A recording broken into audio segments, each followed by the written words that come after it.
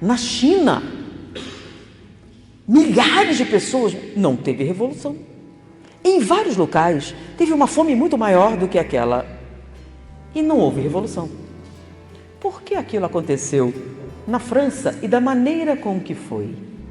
Qual realmente é a causa? E eu li um articulista que fez uma revelação muito interessante. Todos nós espíritas ouvimos falar da noite de São Bartolomeu, da perseguição dos huguenotes, etc.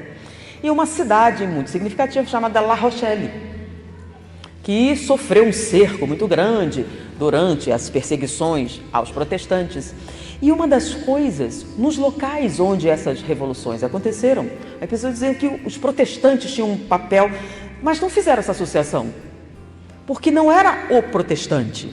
Porque muitas revoluções, inclusive a francesa, por exemplo, ela tinha um viés muito anticlerical, antirreligioso até. Por que então ela aconteceu? E qual a relação?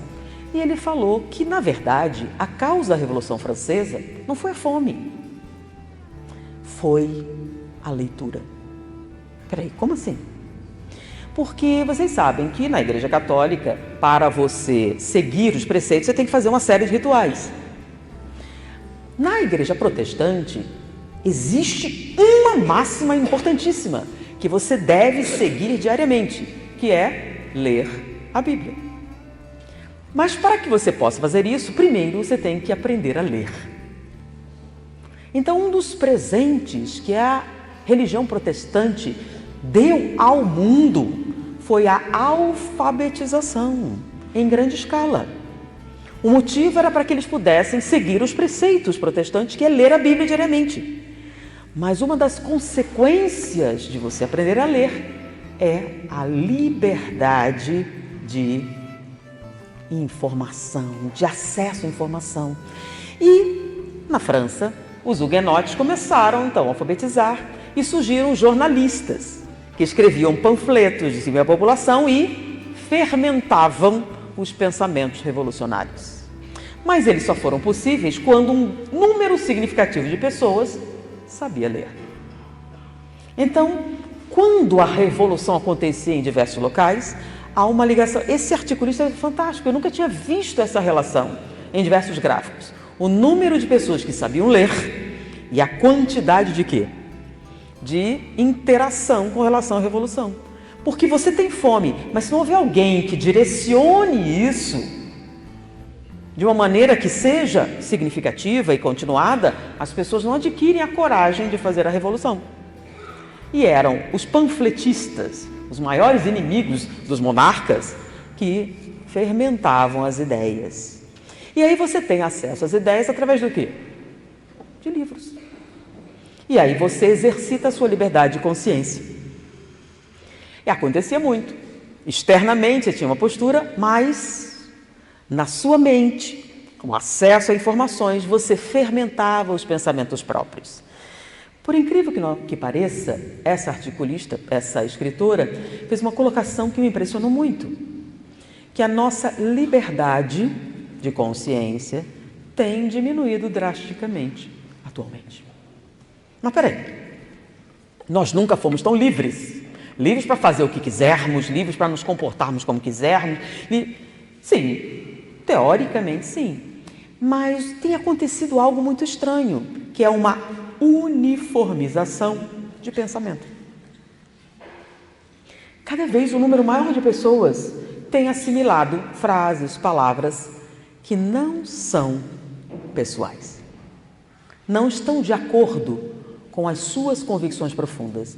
E o mais interessante é um número expressivo de pessoas que não têm convicções. E se ela não tem convicções, o que é que acontece? Existe uma colocação, uma história que eu aprecio muito, e eu falo, é incrível como as crianças não conhecem mais esse livro, Alice no País das Maravilhas. Quem leu Alice no País das Maravilhas? Levanta o braço. Pois é, e os jovens? As crianças. A gente compra muitos livros, mas Alice no País das Maravilhas. Não estou falando da versão Disney, tá? Alice no País das Maravilhas, versão original. Assim como Peter Pan, versão original. Porque as versões da Disney foram bem pasteurizadas, sabe? Então, Alice no País das Maravilhas tem uma cena que eu uso em muitas palestras porque ela é perfeita. E tão óbvia que quando você escuta assim, mas isso faz todo sentido. Algo que deveria ser normal. Alice está perdida, chega num lugar, numa encruzilhada com vários caminhos e vê um gato. E pergunta, senhor gato, qual caminho devo seguir?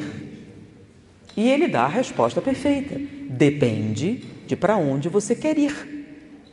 Não é óbvio? Não é perfeitamente lógico? O problema é que a resposta de Alice é a resposta da maioria dos jovens hoje em dia. Não faz diferença onde. Não importa para onde. Não tenho nenhuma preferência. Eu não pensei nisso. Estou dando as versões atuais. Mas ela diz assim, não importa muito onde. E aí o gato responde a coisa mais lógica que ele poderia responder. Então, que diferença faz o caminho? Se você não sabe para onde você quer ir, qualquer caminho serve. Se você não tem objetivos, você não tem que se preparar para nada. Se você não tem uma meta, você não pensa a respeito se está certo por aqui ou por ali. Qual é o caminho que me deixa mais próximo do meu objetivo? Eu não tenho objetivos. Faz diferença o caminho? O mais longo? Não existe caminho mais longo ou mais curto para quem não tem objetivos. Não existe o caminho certo para quem não tem metas. Então, se você não sabe para onde vai, qualquer caminho serve. Não faz diferença. Mas existe uma outra colocação que encaixa nessa definição de objetivo, meta, etc. Existe no Livro dos Espíritos a pergunta que diz: os espíritos são capazes de influenciar nossos pensamentos e atos? Sim, de tal maneira que de ordinário são eles que vos dirigem. Por quê? O que é dirigir você? O que é dirigir seus pensamentos e atos? Não é colocar você num determinado caminho? Vai por este caminho. E aí você vai. Por quê? Porque você não sabe para onde quer ir. Se você soubesse para onde você quer ir, seria muito mais difícil alguém desviar você do caminho, não é? Eu quero chegar lá. Vamos por aqui. Não, aqui é mais longe. Não, aqui eu vou me afastar. Não, aqui não me interessa. Aqui não me traz vantagens. Aqui não acrescenta nada. Por aqui eu não ganho coisa alguma. Mas esse pensamento só existe. Você só vai pensar sobre suas vantagens, que é o que te permite decidir as coisas. Vantagens, olha só. Bom, quando você vai decidir alguma coisa, o que você pesa? O que me é mais vantajoso. Eu proponho um negócio. Eu vou ter vantagem? Vou. Bom negócio. Não, eu vou ter prejuízo. Quem entra? A não ser que, entrando no prejuízo, você espere ganhar alguma vantagem emocional. Mas, normalmente, para a gente decidir alguma coisa, a gente tem que fazer o quê? Pesar.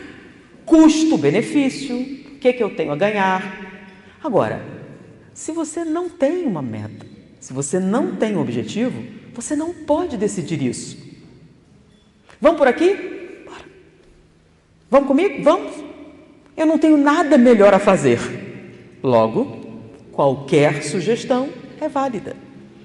E tem uma consequência de você não ter nenhum objetivo. Então, quando você não sabe para onde vai, quando qualquer caminho serve, quando qualquer coisa é válida, um efeito colateral disso é o tédio. Um tédio enorme. Por quê? Porque nada do que você faça, nenhum prazer, te leva a lugar nenhum. Então você come o tanto que pode comer. Você experimenta uma série de coisas. No início é muito interessante, por causa da dopamina. Muito. Quando você é bem jovem, o sexo é algo maravilhoso. O problema é dizer, mas você envelheceu. O problema é que, aparentemente, eles estão envelhecendo nessa área muito mais cedo. A gente encontra hoje jovens de 20 anos que pensam como mulheres antigas de 50, 60 anos. A NET está inventando. Não. Tédio, o desgaste. Isso, já experimentei tudo e não é essas coisas. Não é tão especial assim. Então, antigamente, você via pessoas bem mais velhas falando coisas assim, não é? Hoje, cada vez mais jovens. É chocante quando uma jovem de 20 anos... não é tão interessante quanto dizem.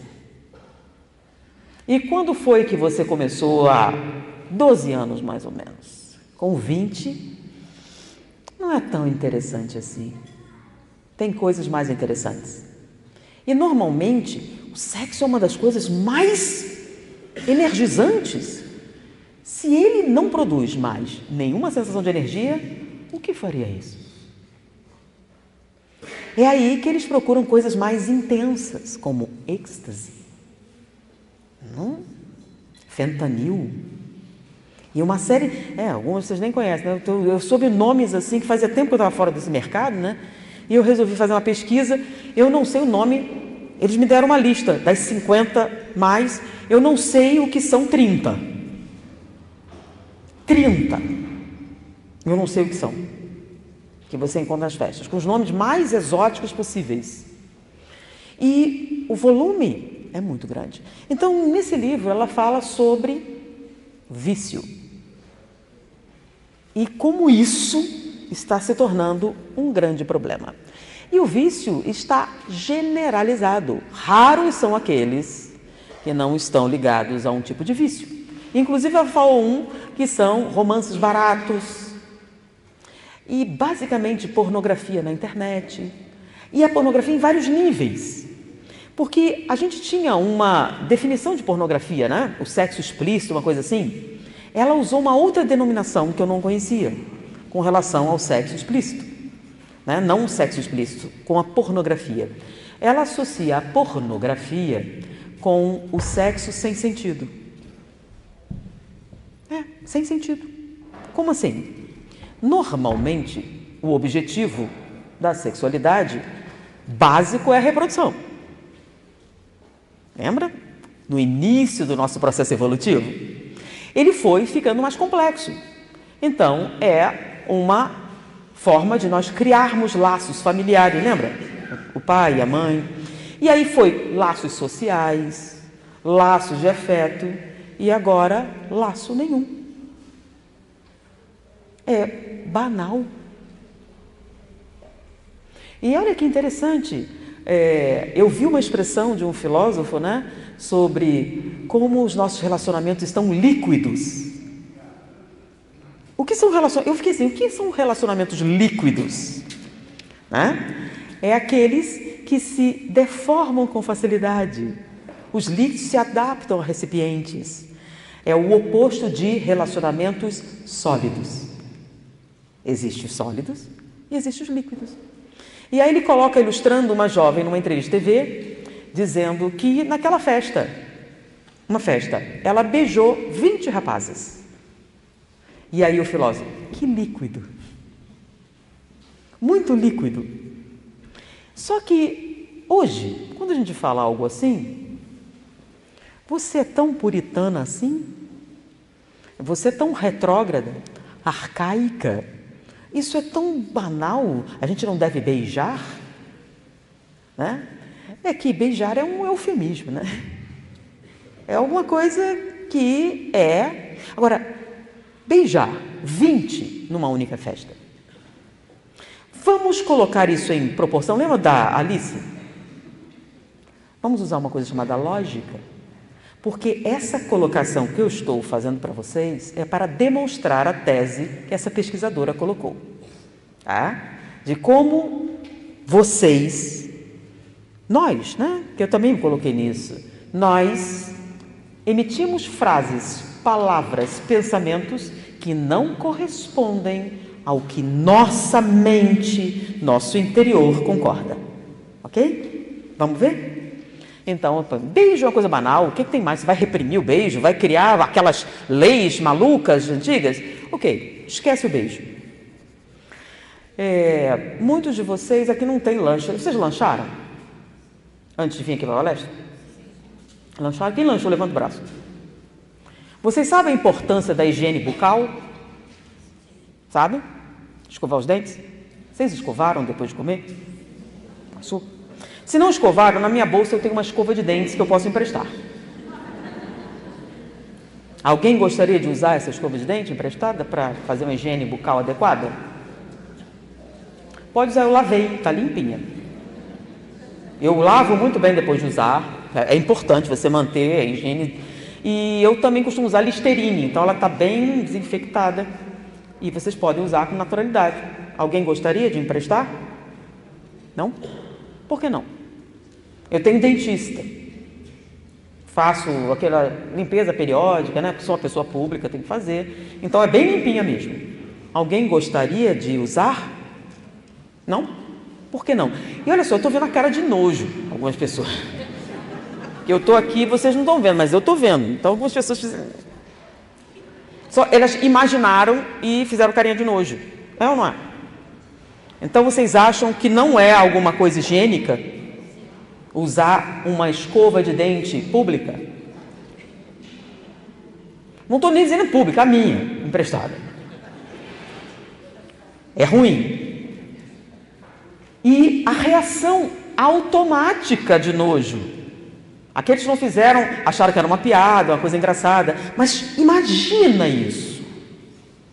Alguém pegando uma escova de dente e usando. Empresta aqui. Como é que você se sente diante disso? E eu estou dizendo que a escova está limpinha, foi higienizada, foi desinfetada. E vocês sentiram nojo. Não sentem nojo quando uma jovem de 16 anos deixou 20 pessoas estranhas enfiarem a língua inteira na boca, que com certeza não foi lavada como a minha escova foi. 20! E vocês acham perfeitamente normal. É uma expressão de liberdade. Eu penso numa escova de dente pública, sendo que a língua é mais suja que a escova de dente. 20. 3 já é ruim. Sabe por quê? Porque a escova a gente lava a língua, vocês lavam?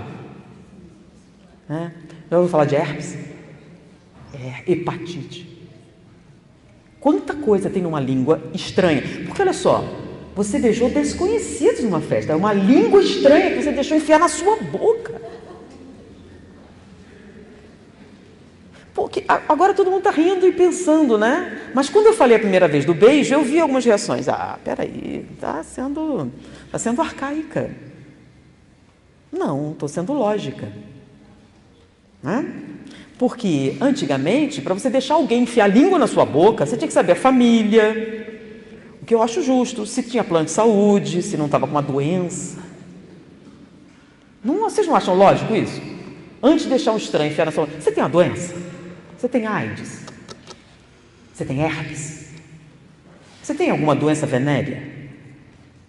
Não seria interessante você perguntar, antes de deixar a pessoa enfiar, depois que ela enfiar a língua na sua boca, o que ela vai deixar lá?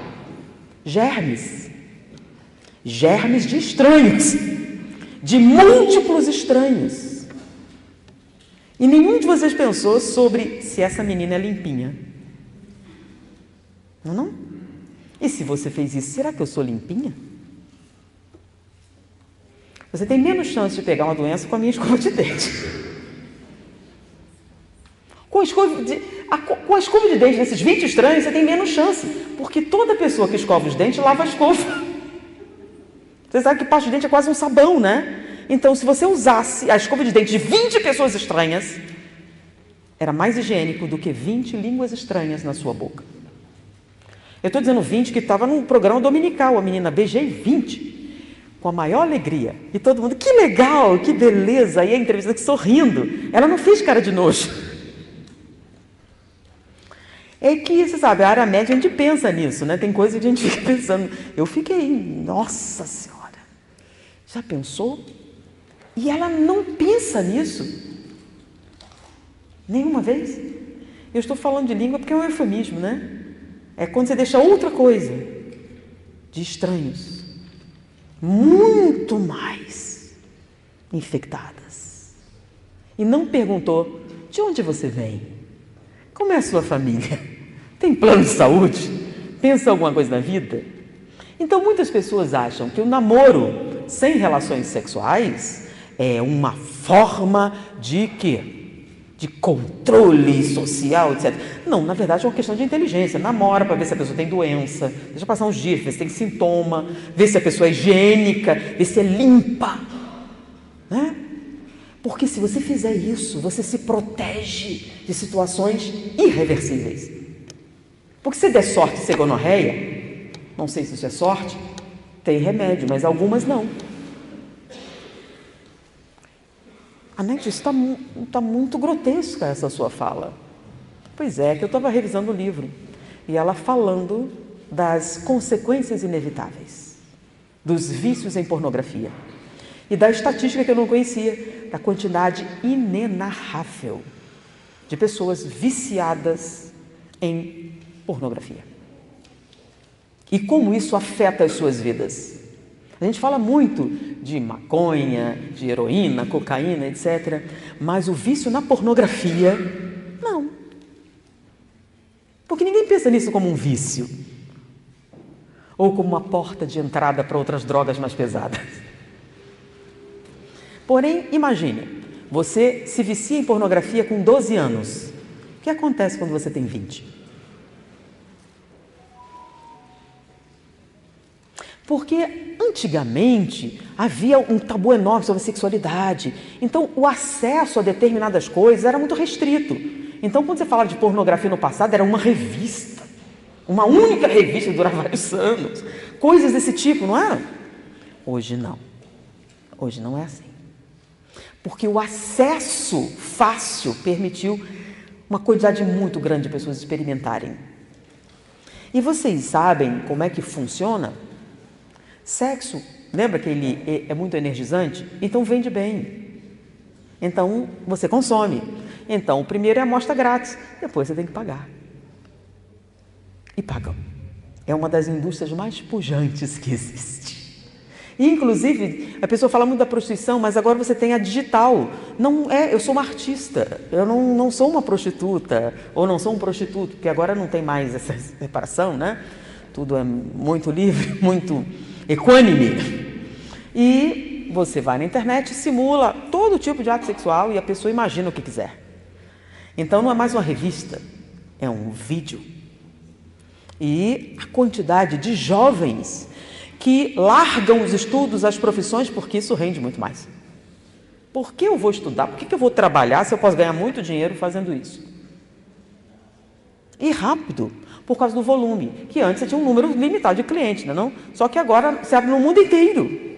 Então, em poucas horas, você ganha uma quantidade enorme de dinheiro. Então, para que eu vou me dedicar a alguma outra coisa, se essa é a coisa mais fácil que tem? E a colocação delas é muito lógica, né? E eu tenho que fazer isso enquanto sou jovem, porque não dura muito. Então, eu tenho que fazer um pé de meia muito bom, enquanto eu sou bem jovem. E, como elas não têm tanto contato físico direto, é livre. Eles estão agora querendo que mais jovens tenham o direito de ganhar dinheiro também, né? Elas não estão oficialmente se prostituindo, porque elas não estão vendendo sexo. Não? Não. É imagem, é arte, é qualquer coisa que vocês queiram. E eu preciso que seja jovem. E eu me lembro, eu tinha um seminário e na época eu fui pesquisar. Lembra que a gente não tinha internet? Eu sou da época que não tinha internet, nem celular, nem essas coisas todas, tá? Você queria pesquisar, você usava Barça. Se fosse rico, se fosse pobre, era aquela conhecer, lembra? Porque Barça é coisa de rico, aquelas enciclopédias lindas e tal. Então, conhecer era mais barato. Então, era aquela época. Então, se você quisesse saber, você tinha que ir atrás. E eu tive a oportunidade de estudar um pouco esse assunto. Algumas profissionais da área, conversar, trocar umas ideias. E eu aproveitei que era uma época que eu estava na faculdade e era uma época de muito sofrimento.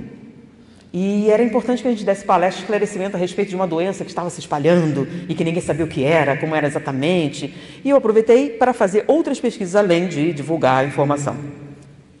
E vocês sabiam que aqueles antigos vídeos pornográficos, aquelas fitas de vídeo, VHS, de pornografia, ou sexo explícito, na época, que a câmera, ela tem uma coisa horrível. A câmera aumenta os seus defeitos de maneira impressionante, tá? Então, não havia Photoshop, nem filtro, nem nada disso. Então, a câmera era terrível. Então, uma espinha virava uma coisa enorme. Um pouquinho de celulite aparecia. E vocês sabem que sexo explícito é close. Close muito próximo, muita exposição, lembra? Muita luz. E é uma posição meio... E aí, para eles poderem ter sucesso, tinha que pegar mulheres que não tivessem espinhas, celulite, ruga, nenhum defeito. Qual é a mulher que não tem nenhum defeito para você usar? Então, aquelas atrizes que apareciam no vídeo eram muito, muito jovens. Aí você vai dizer, não pode ser isso. Sim, lembra daquelas modelos no passado? Aquelas modelos de fazenda? Todas tinham 15, 14, 13 anos. Porque a câmera era terrível para as mulheres. Então, quando você chegava na certa idade, a câmera era sua inimiga, porque você tinha um defeitinho e ele ficava enorme. Então, só crianças tinham a pele perfeitamente aveludada, não tinham nenhuma marca, nada. Então, elas é que eram as atrizes dos filmes pornográficos. Todas menores de idade, assim como muitas daquelas modelos. Hoje não. Hoje você pode pegar uma mulher mais velha, aplica um filtro, um Photoshop, um IA e pronto. Ela vai parecer maravilhosa com 70 anos. Então, hoje sim. Mas no passado não era assim. E nunca paramos para pensar sobre essas coisas. Eu conversei com muitas delas e assim, como é que você faz isso? Elas usavam anestésicos para poder fazer aquelas coisas. Então, na verdade, quando você comprava um vídeo daquele, você não estava vendo prazer, você estava vendo uma criança ser torturada. E sentia prazer com isso. Não é interessante como nós podemos distorcer nosso comportamento quando nos interessa? Como, por exemplo, beijar 20 pessoas, nada demais. Usar uma escova de dente limpinha, algo extremamente nojento e anti-higiênico. Isso tem um nome. A descrição que eu vi, uma das descrições mais bem feitas para uma palavra que eu vi, hipocrisia. É a arte de pregar aos outros aquilo que você não faz. Não é maravilhoso? O que é hipocrisia? É isso, é a arte de você pregar para as pessoas um comportamento que não é o seu. Não interessa se é consciente ou inconsciente. Mas o que está acontecendo com os comportamentos inconscientes que nós estávamos falando? O que ela estava falando com relação à dopamina? Por que ela diz que hoje a nossa liberdade está menor? Porque nós estamos ficando passivos diante da informação. Porque existe uma técnica muito interessante, tá? Eu vou falar um pouquinho de neurologia. Lembra que eu falei como é que eu faço uma palestra? Eu tenho uma tese, né? Uma tese de que a nossa liberdade de consciência está diminuindo, a gente está abrindo mão dela. Agora, parece lógico o que eu estou falando, mas será que é isso mesmo? Será que é verdade isso que eu estou falando? Aí, qual é a maneira mais objetiva de a gente fazer isso? Vamos ver o cérebro em funcionamento, não é isso? Um exame, a gente pega o cérebro de uma pessoa, escaneia, vê as áreas que estão ativas ou não estão ativas, como está funcionando, e aí a gente pensa, o meu cérebro está assim ou está assim? Ok? Então, vamos lá como é que o cérebro funciona. Existe uma região no cérebro chamada sistema reticular ascendente. Na época que eu entrei na faculdade, eu aprendi que essa área do cérebro, sistema reticular ativador ascendente, tinha uma única função, que era manter você acordado. Então, ele ativava, lembra o nome? Sistema reticular ativador ascendente. Então, de baixo para cima, o seu cérebro era ativado e você ficava acordado. Havia uma doença, tá? Lembra da mosca de Tsetse? Então, um micro-organismo, que é essa mosca, entrava no seu sistema e lesava o sistema reticular ativador ascendente e dava a doença do sono. Você dormia até morrer. Porque quando a gente dorme, o nosso metabolismo cerebral se altera. E o sistema reticular, ele equilibra isso também. Então, quando você acorda, estimula o cérebro, você aumenta o metabolismo, muda uma série de coisas. Então, se você dormir mais de 16 horas, você começa a ter sequelas. Então, imagina, você dorme até morrer. Ok? Por exemplo, você dorme um tanto. Tem gente que dorme 16 horas e acorda cansado.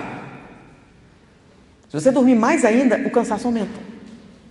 Ok? Bom, isso naquela época. Atualmente se descobriu que o sistema reticular ativador ascendente tem outra função além de fazer você acordar. A função dele é a mesma no chamado algoritmo do YouTube. Já ouviram o algoritmo do YouTube? Não? Então deixa eu explicar como é que funciona. Você tem aqui alguém que nunca entrou no YouTube? Tem? Não tem ninguém. Olha que interessante. Nenhum de vocês. Eu nunca entrei no YouTube. Ok. Mas digamos que houvesse alguém que nunca entrou no YouTube e vai entrar a primeira vez. Aí você vai lá e... Lembra que você faz a sua inscrição lá no YouTube? Aí bota seu e-mail, bota os dados ali. E aí é a primeira vez que você entra no YouTube. Quando você abre, vão aparecer vários vídeos. Não são os mesmos vídeos de você que já entrou no YouTube. Quando ela abrir, não são os mesmos de você. Antigamente, quando você ligava a televisão, todo mundo via o mesmo programa, lembra? Ligava lá, todo mundo só assistia a novela. Todo mundo só assistia o jornal. Então você sabia o que todo mundo estava vendo. Hoje não. O seu YouTube tem vários vídeos. O YouTube do seu marido tem vídeo diferente.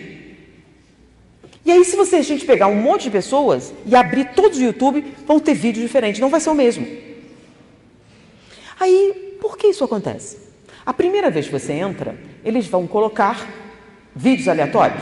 Sim, tem duas maneiras. Se você fizer uma navegação anônima, é um tipo. Mas digamos que na sua inscrição você colocou mulher, 20 anos, e mora no Rio de Janeiro, e botou várias coisas, lembra? O que eles vão fazer? Eles vão pegar quais são os vídeos que uma mulher de 20 anos, que mora no Rio de Janeiro, que estuda não sei o que, parará, gostaria de ver. Aí eles vão te dar uma seleção de vídeos.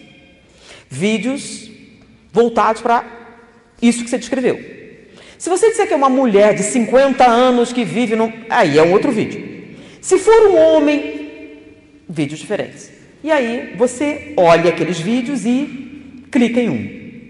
E isso fica registrado. Você escolheu esse. Ok? Assistiu. Aí escolheu outro, e aí saiu. Então, dos 20 que te ofereceram, você escolheu 3. Da próxima vez que você entrar, vai ter mais vídeos parecidos com aqueles 3 que você escolheu. Porque ele já viu que há uma tendência. E aí, à medida que você vai escolhendo os vídeos, ele vai fazendo o quê? Um mapa do que você gosta? Não, não é do que você gosta. O que eu poderia oferecer a você para você ficar mais tempo no YouTube? Porque o YouTube é grátis. Quem vai ter tanto trabalho, vai gastar tanto dinheiro grátis? Se o que você está usando é grátis, é porque a mercadoria é você. É. Então eles querem que você fique bastante tempo, porque eles vendem anúncios. Quanto mais tempo você ficar, mais dinheiro eles ganham. É essa a função. Então, eles querem vídeos que façam você ficar o quê? Mais tempo.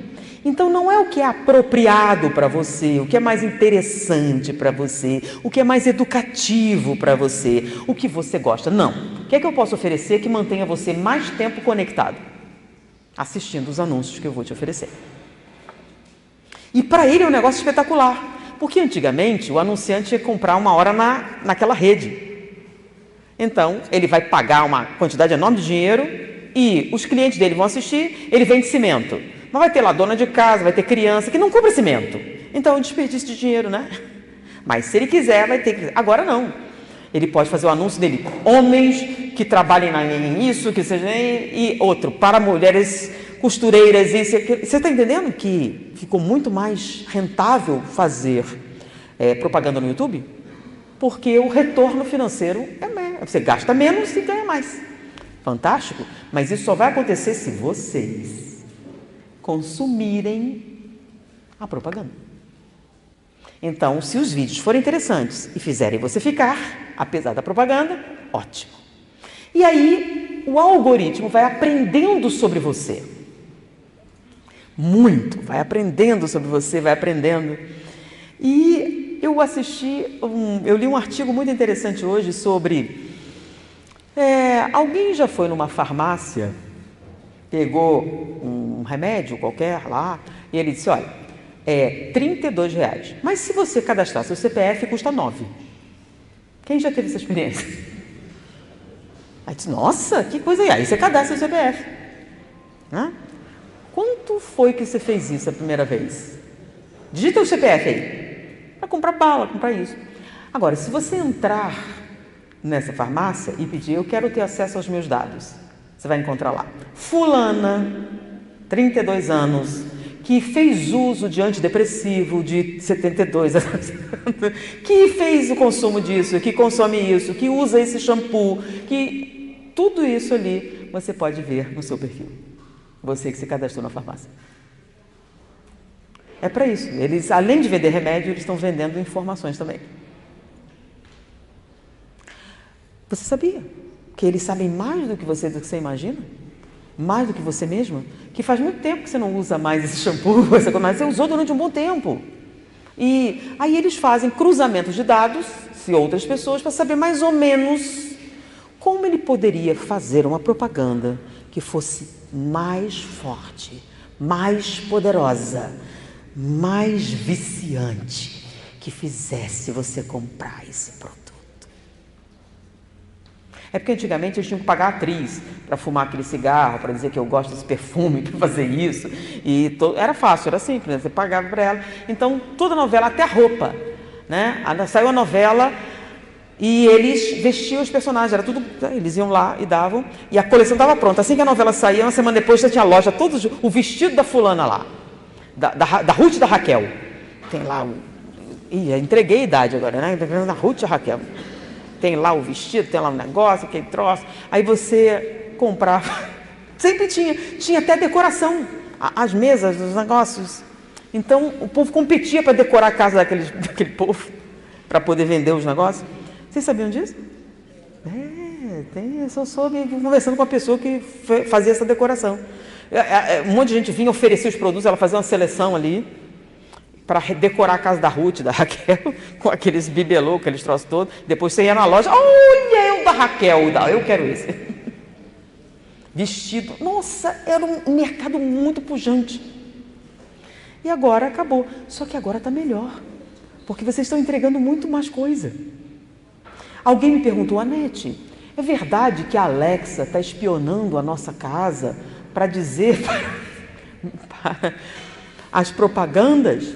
Porque está acontecendo uma coisa estranha. Eu penso numa coisa e aparece a propaganda, só pensando e aparece. Eles têm alguma coisa, alguma verdade nisso? Aí eu disse, como é que é? Eu não entendi. Eu penso e ele já mostra a propaganda. Eu pensei no negócio, apareceu. É possível isso? Eu disse, Então a Alexa está espionando mesmo? Não. É muito caro. A Alexa espionar você é uma fortuna. Vocês entenderam? Porque é o seguinte, é muita informação. Para eles processarem e filtrarem isso, o investimento teria que ser muito alto. Não compensa. Tem um jeito muito mais fácil de fazer isso. Muito mais simples. Eu disse, como assim? Eu estava ensinando para um grupo de jovens, falando sobre paranormalidade, essas coisas todas. E é muito importante as pessoas fazerem a distinção entre fraude, mistificação e fenômenos autênticos. E aí eu estava explicando para eles que muitas das coisas que você acredita que é um fenômeno paranormal, não é um fenômeno paranormal, é um fenômeno anímico normal, não é paranormal. Mas é muito difícil a pessoa aceitar, né? Eu tive um professor que eu gostei muito, que foi o Padre Quevedo.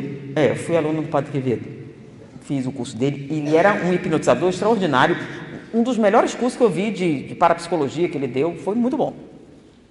E ele fez um truque, que ele dizia assim, ele chegava na plateia e perguntava, vou mostrar que espíritos não existem.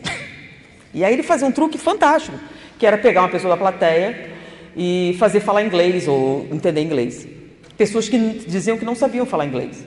Então hoje é até muito simples de fazer. A gente pergunta, quem assiste Netflix? Levanta o braço. Quem já assistiu pelo menos 100 filmes falados em inglês com legendas em português? Levanta o braço. Ó, se você assistiu pelo menos 100 filmes, se você for colocado em transe, você entende inglês perfeitamente bem. Se foram 200, você até fala inglês. Mas peraí, eu não sei falar inglês. Sim, mas o seu subconsciente sabe. Pensa bem, 200 filmes. As principais expressões estão aonde?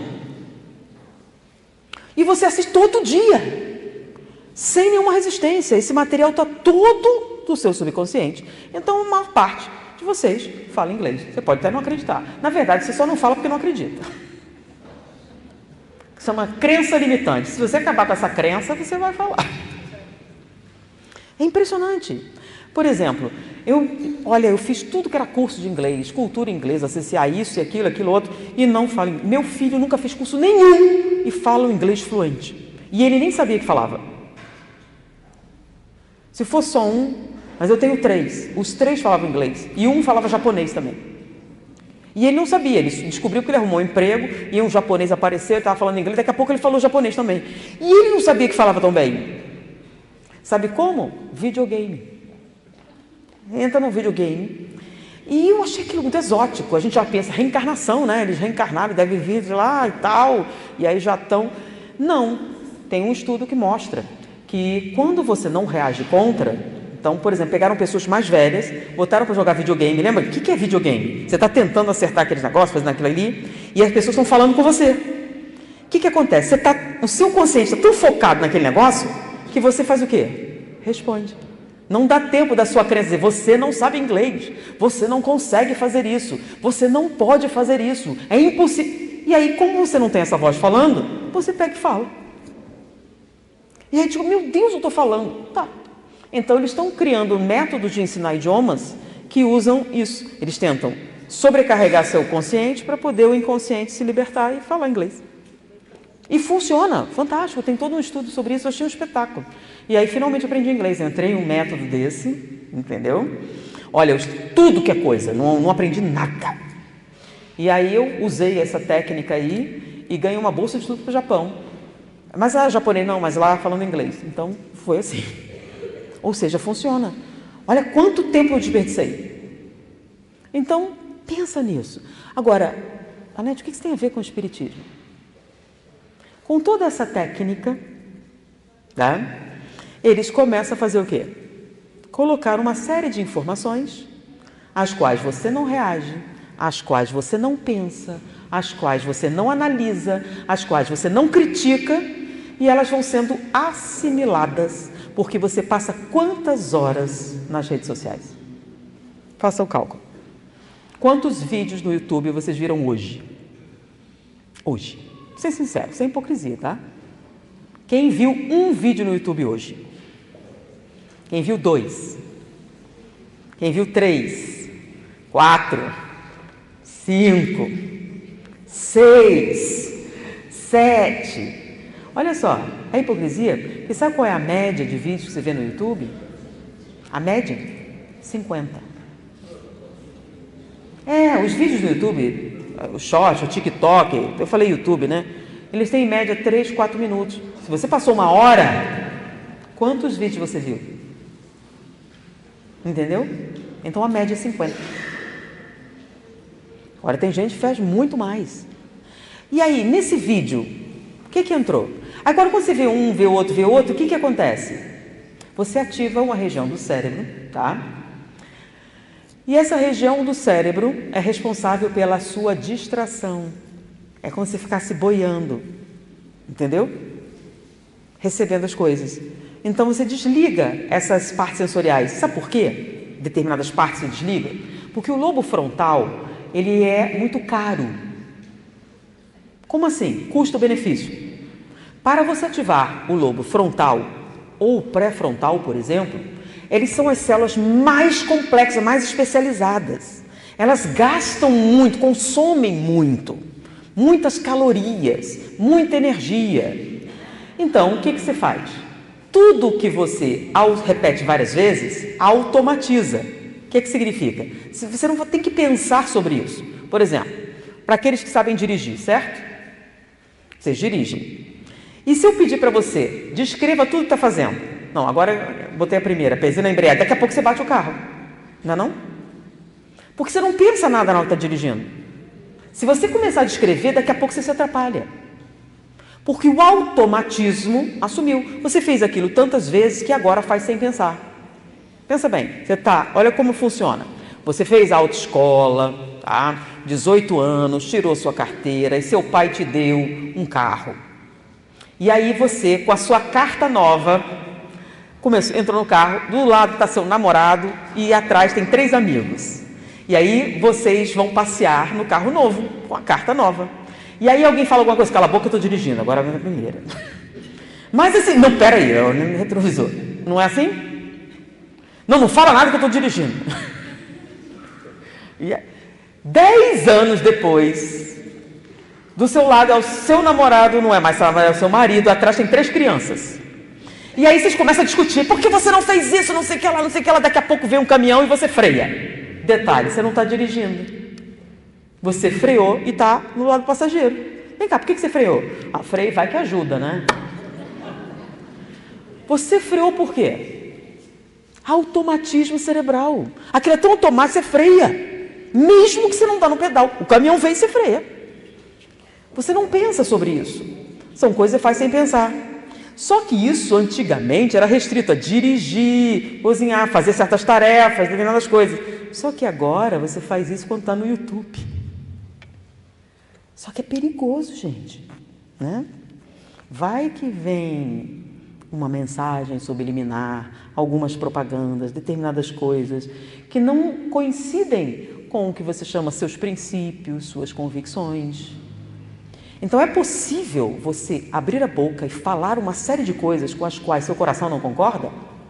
Hoje é perfeitamente natural.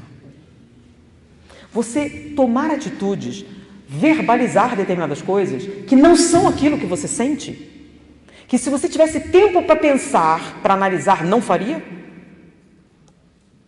E por que isso está acontecendo tão mais? E o pior, você não se arrepende na hora, só quando você para pensar, porque você nem percebeu o que fez. E aí você pede desculpa e faz de novo. Aí pede desculpa, faz de novo. Você não consegue parar.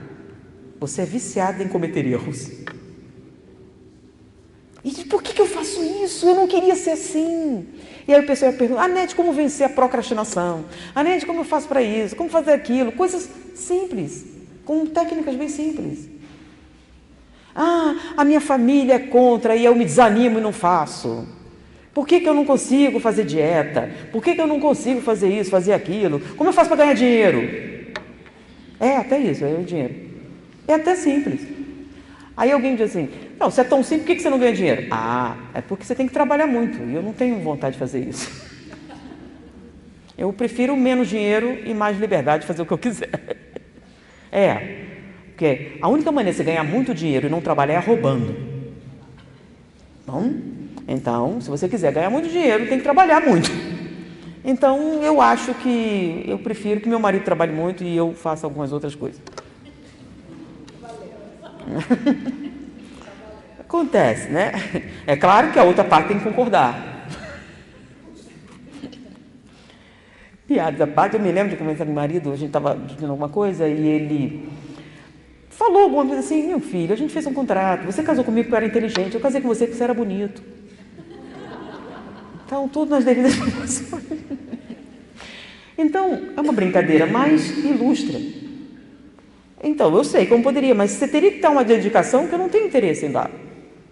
Entendeu? Abrir um consultório e aceitar 200 pacientes, ter uma fila de 6 meses, eu não poderia fazer mais nada. Daria um retorno financeiro, mas eu estaria disposta a trabalhar esse tanto, né? Entendem como funciona? Então, mas você pode fazer isso? Sim, mas também tem que ter uma dedicação. Então, vem cá. Quanto dinheiro você precisa ser feliz? Eu conversando com esse jovem que está fazendo questionamento. Sabe por quê? Porque eu não ganho tanto quanto você se dispõe, acha que é importante, mas eu acho que eu sou mais feliz do que você, né? Não será? Vamos comparar? Vê a sua idade. Quantos anos você tem? Você já me falou vários problemas de tédio, de isso, seu casamento que acabou, isso. Pois é, né? Aparentemente, você tem muito mais sucesso do que eu. Por que você está tão infeliz, Flor? Tão jovem, tão cheio de possibilidades. Por que você sofre tanto? Por que? Eu não entendo o seu sofrimento, né? Você é linda. Você tem tantos talentos, mas é visível a infelicidade em você. E aí, esta pesquisadora escreveu um livro, Nação Dopamina. Como o excesso de prazer está destruindo a nossa felicidade. Não fui eu que falei, né? Pesquisadora. Mas aí, ela é interessante, porque ela é terapeuta, mas ela falando das pesquisas. A gente foi atrás das pesquisas. Olha que interessante. Lembra que eu falei do sistema reticular ativador ascendente? Ele funciona como o algoritmo do YouTube. Então, o YouTube vai aprendendo com as suas escolhas para te oferecer o que o seu fabricante precisa. Ok? Então, ele aprende sobre os seus desejos, sua maneira de pensar, suas escolhas, e ele vai oferecer, dentro dos interesses da empresa, aquilo que você vai consumir com mais facilidade, ok? Bom, o que é que o sistema reticular ativador ascendente faz? A mesma coisa. É o seguinte: quando você olha alguma coisa, e a primeira vez isso te chama atenção, aí você faz de novo. Um pouco mais. Quando você chega num determinado limite de tempo, o sistema reticular registra uma preferência. E aí você começa a criar isso. Aquilo que você repete várias vezes, ele entende que é uma preferência. Então, quanto mais você repete as coisas, mais elas ganham relevância. É mais ou menos assim. Eu estou interessada em comprar um carro e eu gosto de vermelho. E aí você olha, passa um carro vermelho. Oh, eu queria um daquele. Aí outro vermelho. Nossa, tem muito mais carro vermelho. Não. Mesma coisa. Tanto de azul ou de branco. Mas o que aconteceu que você só está vendo carro vermelho? Não, você está vendo os carros normais, mas só está prestando atenção nos vermelhos. E quem é que dirige essa atenção? O sistema reticular ativador ascendente. Ele é um filtro, um algoritmo que marca as suas preferências. Então, quando é que ele é relevante? Quando você não ativa o pré-frontal ou o frontal, que eles são as suas decisões de natureza intelectual. A gente acha que toma decisões dele. Eu pesei a conveniência. Não, normalmente você não faz isso, né? Você compra por impulso. Lembra que eles falam, não vá fazer compras com fome? Que você compra um monte de coisa que não precisa. Então almoça, come bem, aí vai fazer compras. Não deixe determinados desejos. Então tem um pensamento que eu acho maravilhoso, que é de Aristóteles. E o seu discípulo seguia totalmente. E o discípulo dele chamava-se Alexandre o Grande. Vocês não conhecem Alexandre o Médio, né? Por que Alexandre o Grande? Porque Aristóteles foi seu mestre. E ele disse, se você quiser ser grande, aí ele diz que você tem que seguir alguns passos. Como assim? Para que você não seja escravo das suas emoções. Então, por exemplo, e eu me lembro desse pensamento, né? Eu já coloquei na internet várias vezes, sobre raiva, sobre crítica. Quando você for fazer alguma coisa, que você coma bem antes, que você descanse, que você faça isso. Então, toda vez que Alexandre ia tomar uma decisão, ele comia bem, dormia, saciava os desejos imediatos todos. Quando ele estava totalmente satisfeito, aí iria tomar uma decisão. E Anete, como é que você fez isso? É simples. Meu filho cometeu um equívoco. Equívoco é quando você não sabe o que deveria fazer, mas ele sabia que era para fazer de uma determinada maneira e fez diferente. Então, ele era merecedor de um castigo, lembra? Disse, bom, é o seguinte, hoje eu não posso castigar você que eu estou com raiva. Depois que eu descansar, a raiva passar, eu vou te dar um castigo. Então, eu deixava passar um tempo, vem cá, lembra aquilo ali, agora a raiva passou, eu vou te castigar. Nunca castiguei quando eu estava zangado. Porque lembra, dá uma preocupação, às vezes você faz o quê? Você não castiga, você se vinga. Ele te deixou fora do sério, ele te deixou nervoso, sumiu, e o desespero, e quando você encontra ele, com o alívio e a raiva. Como é que você me fez passar por isso? E aí o castigo não é proporcional. Porque tem o que ele fez e tem a preocupação que você passou, a raiva que você passou, a angústia. Não acontece? E aí o que acontece? Em vez de educativo, se torna o quê? Então, não é a ideia. Então eu falo assim, olha só, você vai ser castigado, mas não agora. Eu vou ficar bem tranquila, bem relaxada, e daqui a uma semana eu vou te castigar. E aí, as primeiras vezes, ele contava que eu esquecia, mas não anotava na agenda aqui, dia de castigar. E aí, eu castigava. E aconteceu uma coisa engraçada, porque a violência física é um problema, todo mundo fica falando da violência física, né? A minha mãe era espírita, então, com seus primeiros filhos, a violência física, ela botava a gente de castigo. Vai ficar ali de castigo. E eu nunca achei produtivo, porque eu ficava no castigo, quando eu sair daqui eu vou me vingar. Então eu ficava pensando o que eu ia fazer com meus irmãos que entregaram quando eu saísse. Então eu tinha 1 hora para pensar numa vingança muito eficiente. Aí quando eles passavam, quando eu sair, vou te pegar. Então eu não achava que esse negócio de castigo funcionasse não, viu? E era recíproco. Então meu irmão estava no castigo, eu ficava pensando, quando ele sair, o que eu vou fazer? E era isso que acontecia. Então vem cá, qual é a finalidade? Não pode bater, castigo também não adianta. E eu fiquei pensando, porque você tinha um tempo enorme para pensar na vingança, né?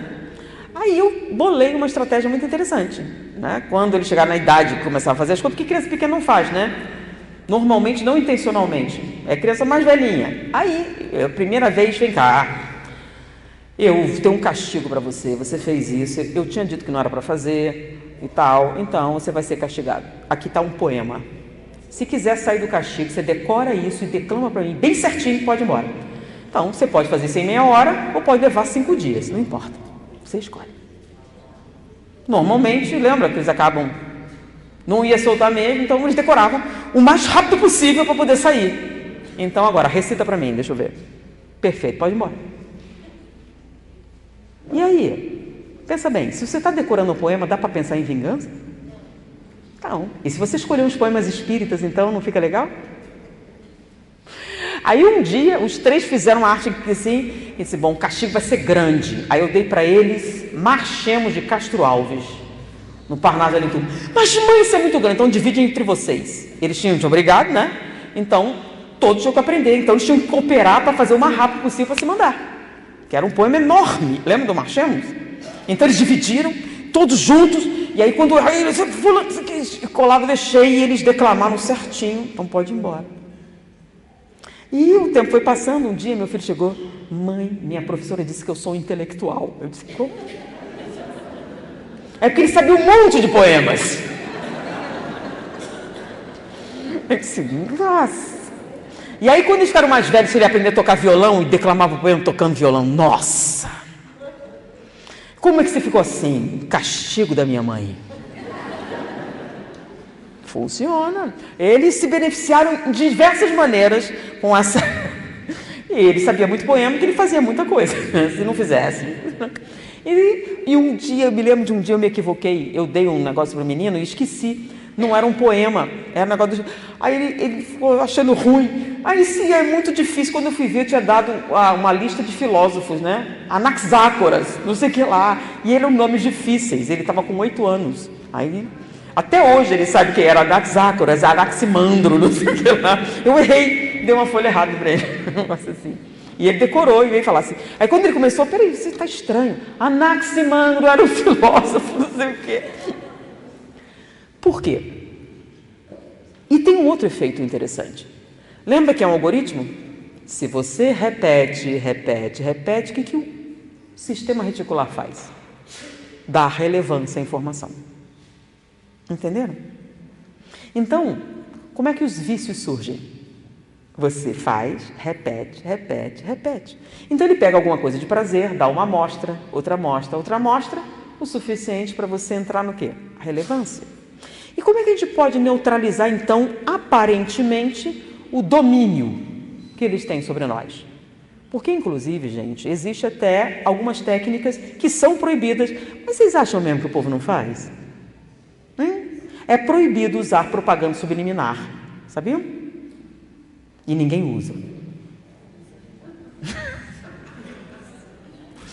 Aí diz assim, mas inclusive tem uma coisa interessante, tem várias pessoas, isso não funciona, isso é, como chama? Fake news, não é fake news que eles dizem, é aquele negócio que você faz, tem um negócio que eles dizem aqui que isso é teoria da conspiração. Mas não é essa palavra, tem uma marca pitoresca, né? Não, isso não existe, é teoria da conspiração. Esse negócio de propaganda subliminar é mentira. Aquele negócio da Coca-Cola no cinema é mentira. Mas olha que interessante. Eu gosto muito de experimentar, né? Uma coisa é você ouvir, tá? Quando eu chego para vocês e falo, é porque a gente fez um testezinho, né? Então eu peguei um texto de André Luiz. Aí você pega, é claro que eu peguei inteligência artificial, tá? E aí você pediu para outra pessoa fazer, porque eu não sei mexer com isso não, tá? Parece que eu sou muito intelectual, não nesse ponto. Então eu queria o seguinte, olha, eu quero que você faça uma diagramação nesse texto de André Luiz, e eu quero umas palavras aparecendo aqui. Então você organiza o texto e aparece no meio, assim, você lê André Luiz, mas quando você pega assim, já vira aquelas cruzadinhas? E eu queria uma figura geométrica. Tipo quadrado, triângulo, qualquer coisa assim, círculo, tem algumas que são mais fáceis. Então tinha várias vezes escrito isso. E aí eu peço para você, vem cá, Flor, leia em voz alta esse texto. E aí eu pedia para outra pessoa, leia em voz alta esse texto, e pedia várias vezes. Agora eu quero que vocês relaxem. Relaxem profundamente, vamos respirar, não sei o quê. E eu quero agora que vocês pensem numa figura geométrica. E deixa fluir, não reaja, suavemente, uma figura geométrica, Agora, desenha essa figura geométrica. E agora vamos ver se nós estamos conseguindo nos conectar mentalmente, espiritualmente. Foi essa que vocês desenharam? Foi! Porque eu tenho telepatia?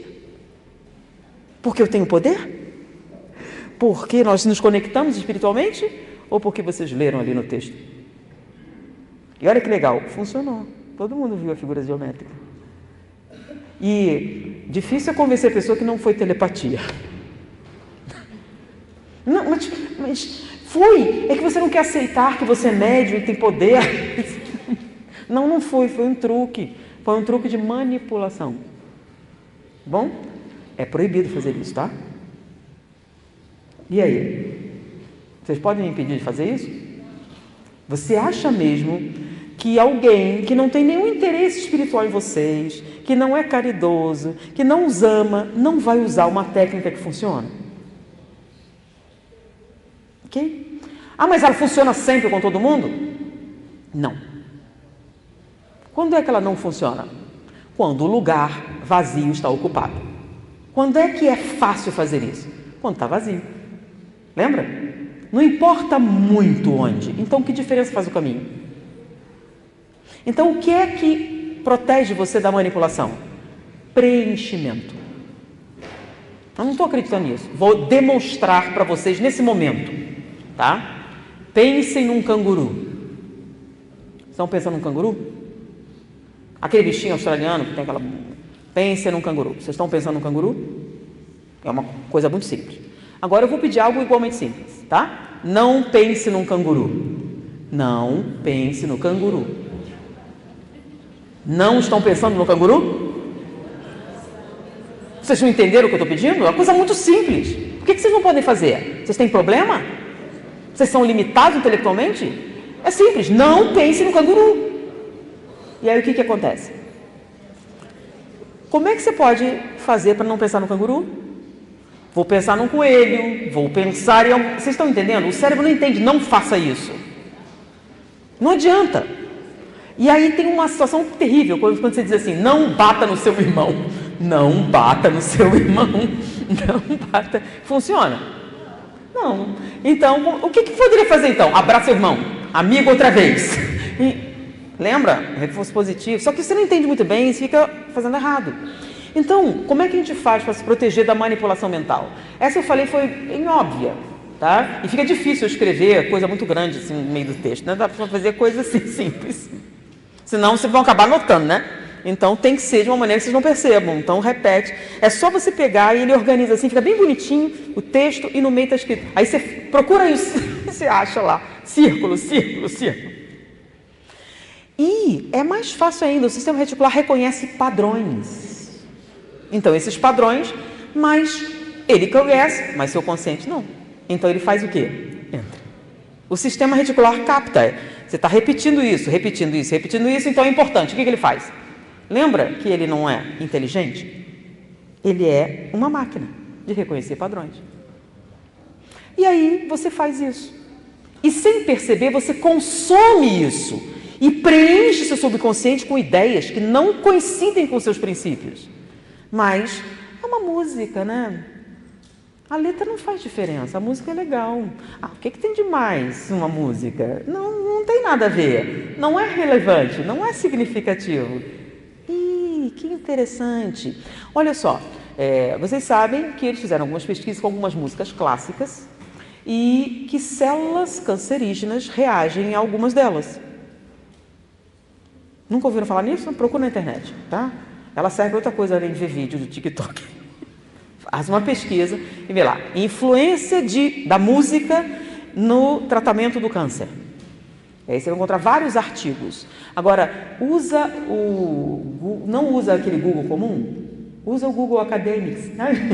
Porque já está tão saturado que você tem que fazer uma filtragem, tá bom? Então, você vai encontrar.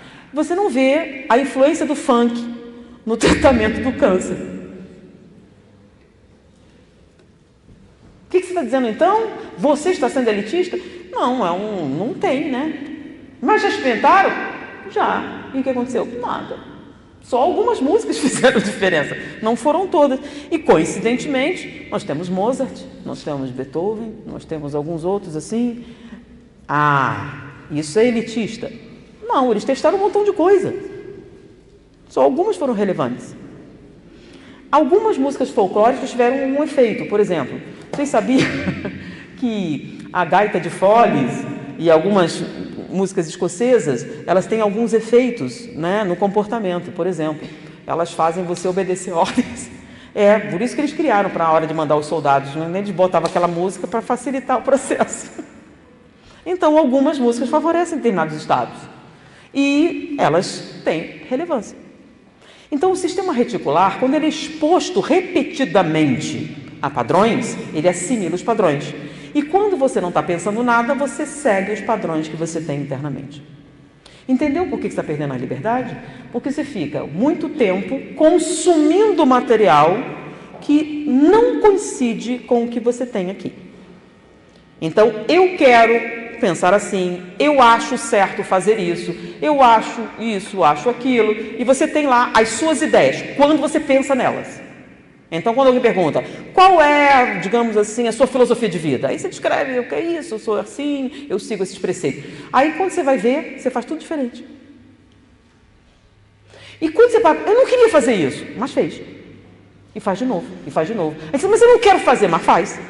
E repete, e faz de novo, e de novo, e de novo. E depois que você fez muitas vezes, você não quer nem pensar sobre isso. Você diz, eu estou tão sujinha que é melhor não falar sobre esse assunto. E aí, como é que a gente vai resolver? Lembra do eufemismo? Lembra? A gente começa a entrar numa hipocrisia inconsciente. Nós falamos isso, aquilo, aquilo outro, e no dia a dia nós agimos totalmente diferente. E eu vou... Coisa bem simples, quer ver? Eu vou dar um exemplo pessoal. Eu tinha 3 filhos no Rio de Janeiro. Na época que eu era... Aí um dia minha mãe criticando que meus filhos bagunçavam muito a casa. Vocês não eram assim. Vocês eram bem... A casa ficava arrumada, etc. Aí eu disse assim, mãe, naquela época, a gente chegava da escola, aí comia e tudo mais, e ia brincar na praça, só voltava de noite para dormir. Hoje você pode soltar seus filhos na praça, pequenininho? e só pegar eles de volta. Talvez aqui nessa cidade menor, mas no Rio de Janeiro pode não. Então eles vão ter um espaço.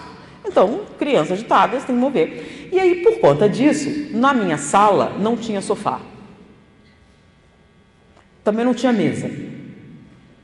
E o que você fazia? Eu tinha 2 cavaletes e uma porta. Então, toda vez que eu precisava de uma mesa, eu botava os cavaletes, uma porta e uns bancos.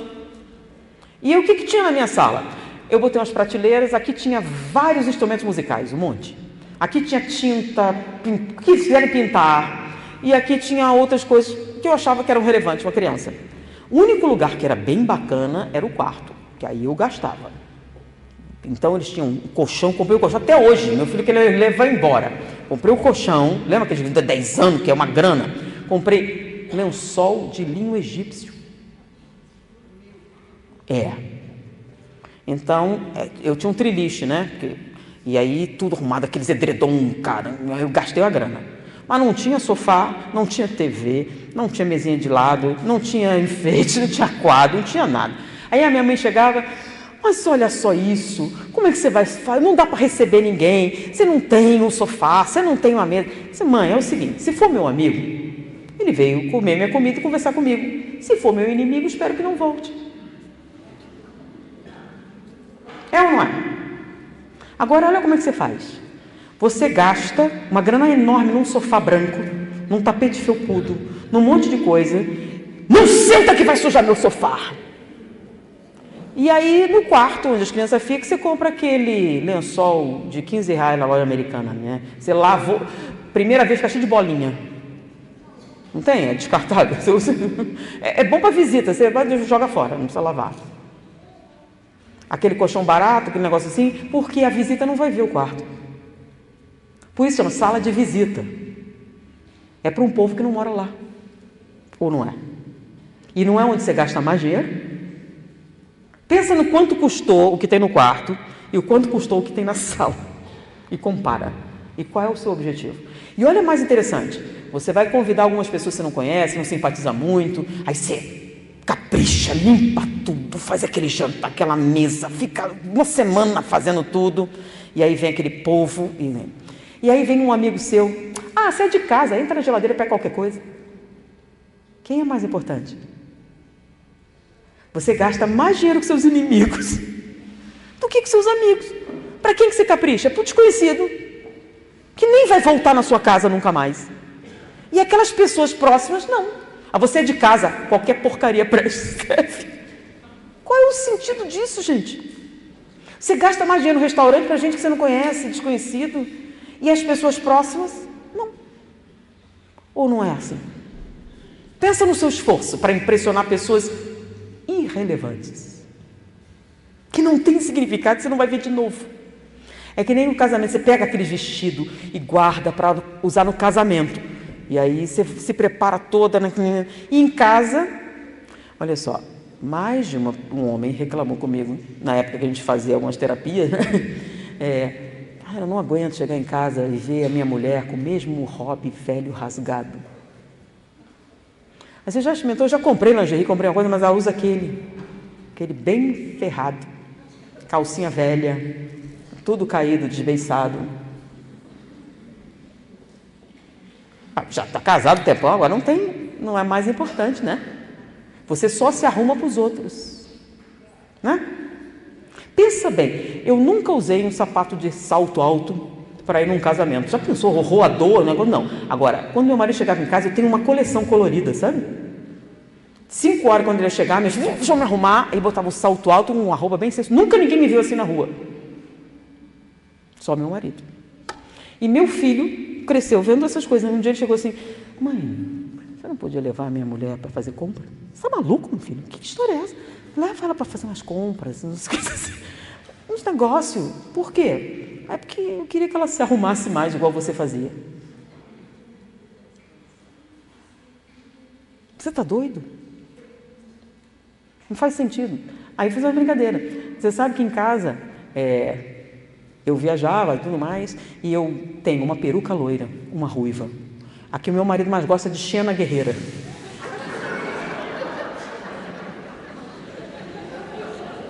Tenho. Então, é um segredo, mas agora eu já estou na idade. Eu dei de presente para minha nora, eu tenho umas perucas aqui bem legal. Aí ela descobriu, tinha umas loiras cacheadas, comprava. Era barato nos Estados Unidos, aqui é caro, gente, vai lá. Aí eu tenho uma de Xena Guerreira, essa eu não dei não, essa eu guardei, de vez em quando. E aí eu comprava essas coisas, usava. Com quem? Para quem? Em que sentido? Meus filhos eram pequenos. E eu não tinha, lembro que eu nunca liguei muito para dinheiro, né, para fazer. E eu economizava um tanto e levava ele num restaurante caro. Meus 3 meninos pequenos, era um bebê e os 2 pequenininhos, levava num restaurante caro. Mas antes, em casa, eu ensinava a comer, sentar, como é que seria, e eu levava eles nesses lugares. Nossa, um dia a gente foi num casamento, eles foram de terno, tudo arrumado, e uma mulher queria assim, olha, ele não podia ir no meu casamento? Eu pago. Eles queriam que eu alugasse meus filhos para ir num casamento, para entregar umas alianças, fazer umas coisas, porque eles se comportavam muito bem. Sentavam na mesa, faziam as coisas direito. Mas a gente está criando crianças como se fossem pitbulls, né? Quando chega a visita, você tranca no quarto. Só solta eventualmente. Aí eles, quando saem ferozes. Você já viu o cão quando é preso? Eles não sabem se comportar em sociedade. Vamos ver o pessoal mais velho. Antigamente era assim, vai chegar a visita, eles se servem primeiro. Não era? Hoje não. Você come o que sobrar depois das férias. Eu tenho medo de criança, tenho muito medo de criança hoje. Não olho para elas, não faço nada, não faço contato visual, porque não sei o que pode acontecer. É amedrontador. Imagina você estar no lugar e entrar um bando de adolescentes. Dá medo.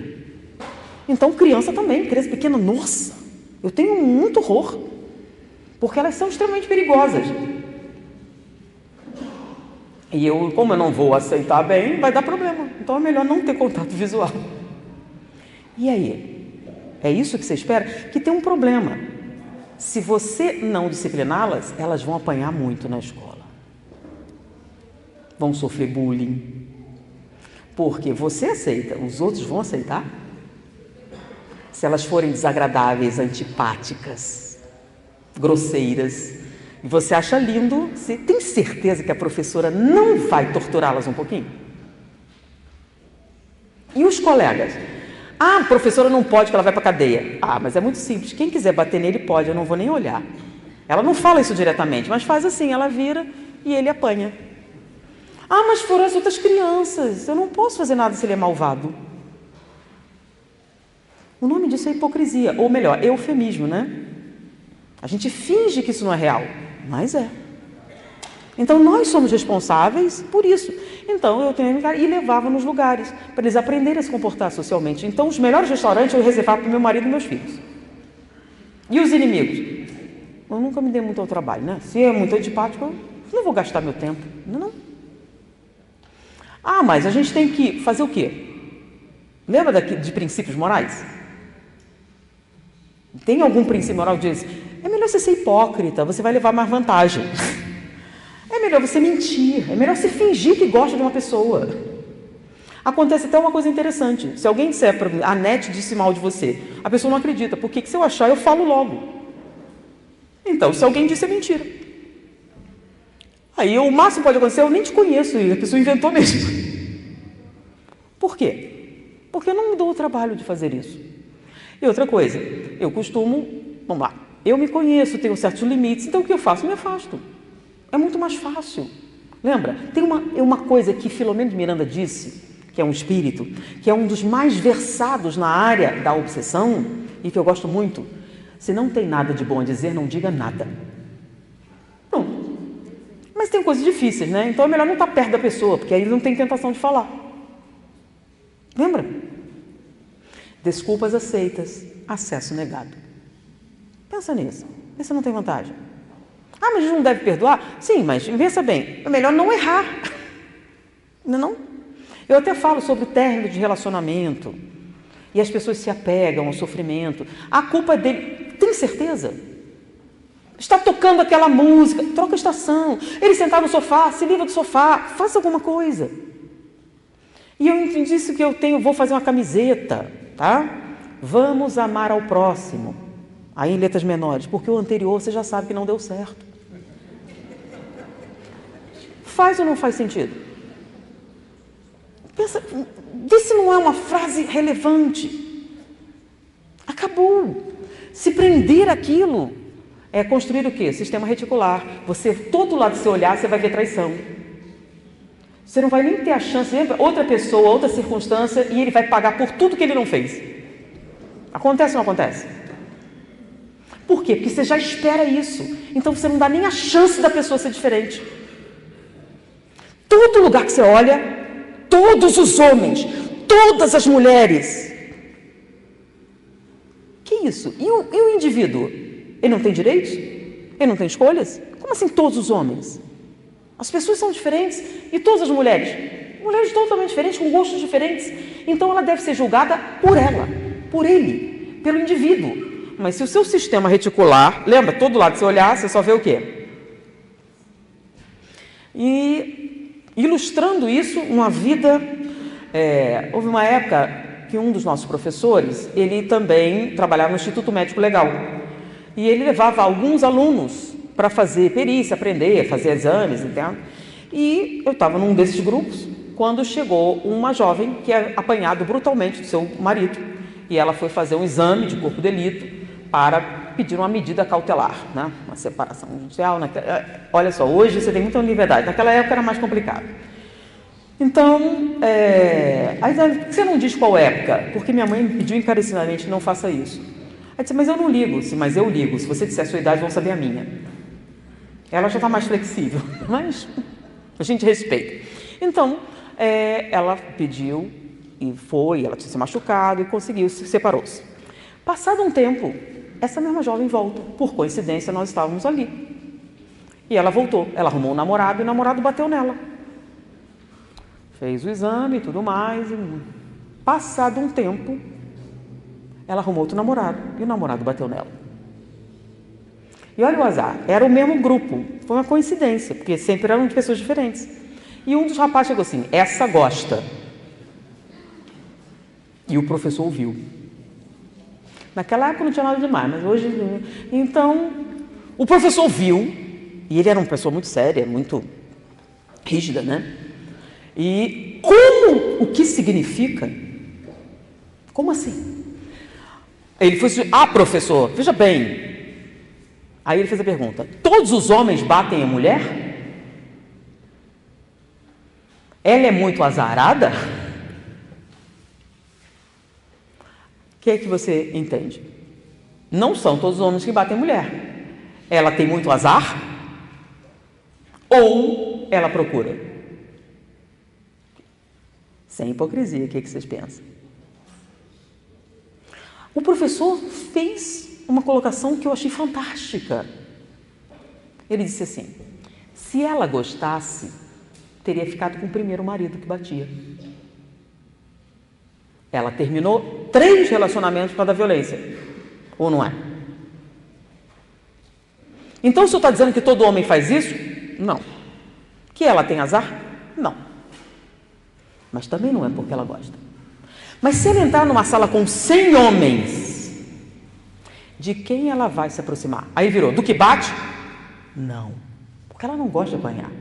Ela vai se aproximar daquele que ela acha que merece. Se você não acha que você merece nada melhor, você se contenta com muito pouco. Se você acha que não merece nada melhor, se alguém te oferecer, você não acredita. Por quê? Se eu não gosto de mim, ninguém vai gostar. Então, se alguém maravilhoso, lindo, forte, rico, tudo de bom, chega para você e disser, eu te amo, qual é o primeiro pensamento? Muita areia pro meu caminhão, aí tem coisa.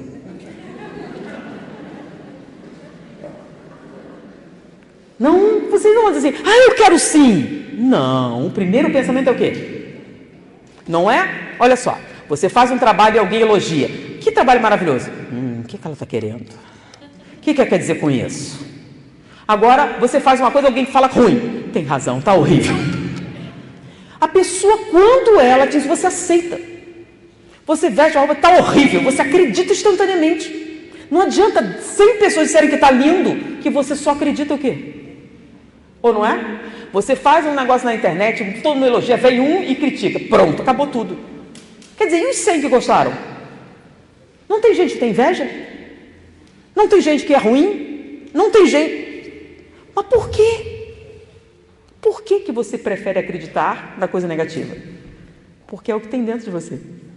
Você se acha assim. Por isso, quando a gente fala de amar ao próximo como a si mesmo, por que que a gente não ama o próximo? Porque a primeira pessoa que você não ama é você mesmo, senão você não se punia.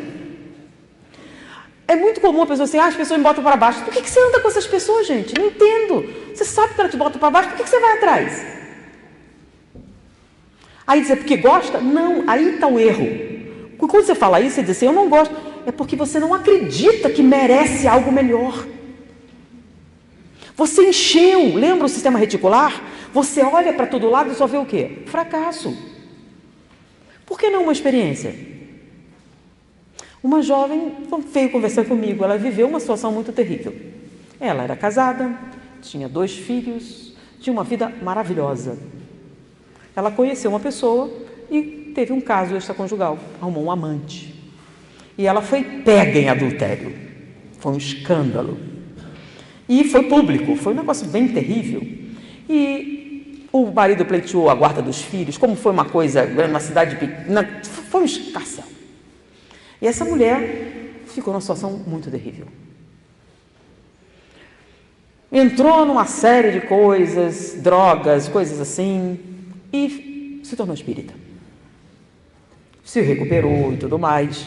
E ela falando do drama dela, assim, da situação e tudo mais. Eu disse assim, poxa, mas por que uma situação ruim? Não, porque isso aconteceu, sim, mas você é uma pessoa muito melhor.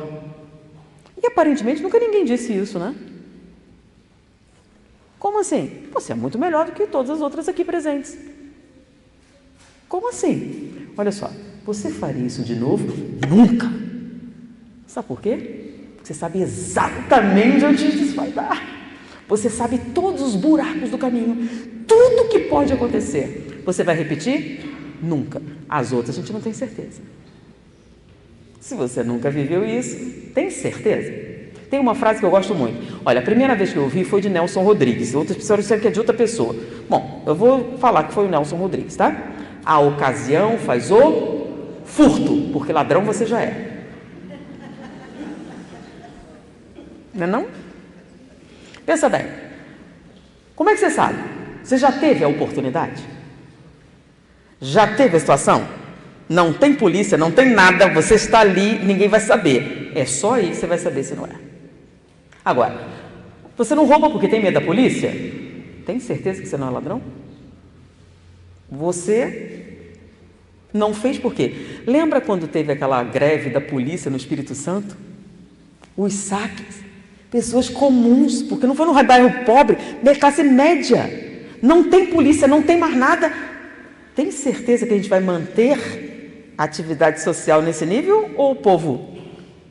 Então, você não comete crimes porque não quer ou porque tem medo da polícia? Vou dizer uma coisa muito importante. Espírito de luz não precisa de polícia. Não precisa de governo. Sabe por quê? Porque ele não vai pegar o que não é seu. Ele não vai tomar mais do que deve. Quem é que precisa de polícia?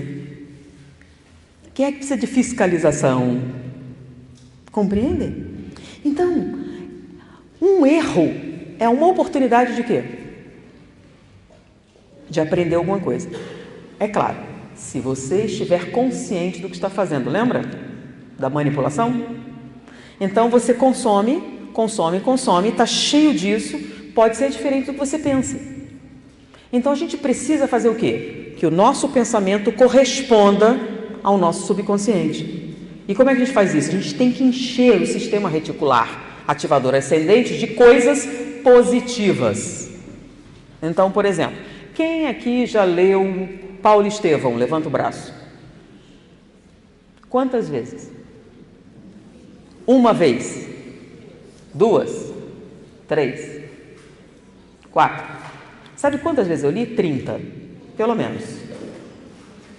Pera, por que você leu esse livro tantas vezes? Você gosta tanto assim? Não, é que eu fiz assim, quando chega dezembro, que é o Natal, eu pego toda a minha literatura normal e deixo de lado e escolho só aquelas que falam sobre Jesus. Então é Paulo Estevão, Maria de Schoening-Ache, Renan, E filme também, né? Franco Zeffirelli, etc. Então eu pego tudo aqueles temáticos e no mês de dezembro, os dias todos, eu só leio esses livros.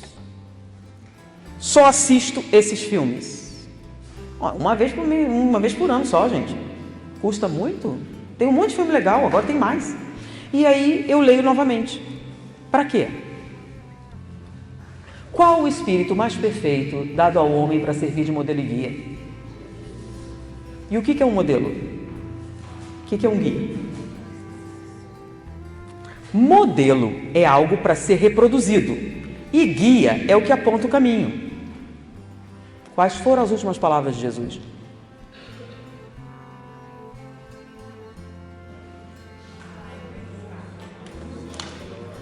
Depois disso ele ficou calado e não disse mais nada. Ele não ficou famoso porque ressuscitou? Ele ressuscitou e não disse uma palavra. Ele ficou vivo, mas mudo. Ou ele continuou falando alguma coisa? Ok, então o homem volta dos mortos, fica falando alguma coisa. Quais foram as últimas palavras antes dele sumir? Não é importante? O cara voltou dos mortos. Você é cristã? As últimas palavras de Jesus Cristo antes de ascender. Vou dar uma ajuda. Na Igreja Católica tem vários sermões, né? Qual é o último sermão? Quem tem algum ex-católico aqui? Catecismo fez? Então, qual é o último sermão? Sermão da Ascensão. Então ele ascende ao céu. Mas antes de ir, ele fala algumas coisas. Pensa na última e ascende ao céu. É ou não é importante? Jesus Cristo. E você não sabe. E aí? Vamos lá.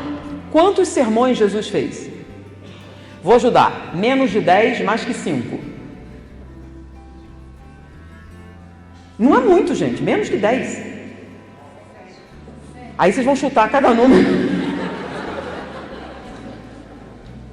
Ok, esquecer, só um. Vocês sabem de cor o Sermão da Montanha? Gandhi sabia, e ele era hindu. E ele disse o seguinte: se desaparecer tudo e sobrar só o Sermão da Montanha, e o homem era hindu, e vocês são cristãos, e não sabem o Sermão da Montanha. Qual o espírito mais perfeito da homem para servir de modelo e guia? Ok, vou ajudar vocês. Vocês estão de castigo e só pode sair depois de decorar o Sermão da Montanha. Foi um grande prazer estar com vocês. Muita paz.